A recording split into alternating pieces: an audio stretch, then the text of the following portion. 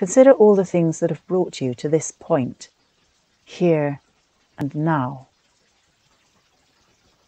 No doubt there were aspects of your experience that were either traumatic or harmful. Perhaps you can recognize that they, in turn, bred other situations or reactions that caused harm. Seeing your life in this way gives a useful insight into the lack of freedom you have, as long as you remain part of this chain of actions and reactions, causes and effects. And we are locked into systems that funnel us towards harmful action. Social media and advertising consciously selling us a sense of inadequacy. Governments hiking up carbon taxes while building extra runways. And of course, loud rhetoric for peace while arming and profiting from conflict zones. We need system change. Yoga, meditation, indeed I'd go as far as to say any practice that seeks to benefit the individual, the spiritual seeker, is only worthwhile if it also seeks to benefit the relationships that the individual has. These relationships extend far beyond the human world. Humanity has two tools it almost never recognizes: the capacity for kindness and even altruism.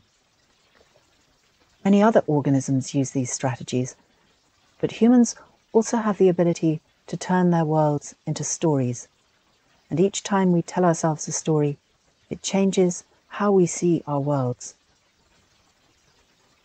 Therefore, the story I suggest we tell each other is the truly extraordinary capacity we have to adapt our view of what's going on, to incorporate possibilities that we're learning from the whole of existence, that the microorganisms in our guts and cells are attuned to the oceans and rivers and forests, and are crying out for the opportunity to reconnect, to learn from other systems, to think at a different level from the ego I.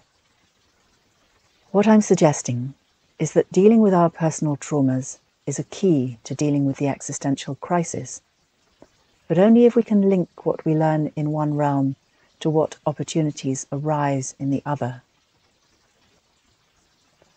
Perhaps considering ourselves as being the mesh might help us realize that we don't need to be able to see the whole picture to be able to imagine shifting relationship locally within our own lives, and also really making the effort to reach out like synapses to create connections with others. Perhaps if we really have faith in the notion that might is neither right nor viable as a strategy for survival, but that kindness matters, and that the key to action is attitude, and we need to explore what the implications of deliberately shifting attitude could achieve in this war of ideas, then we might be able to effect collective action. This is the mesh we're in, but it's our mesh, and we can shift it just by how we see.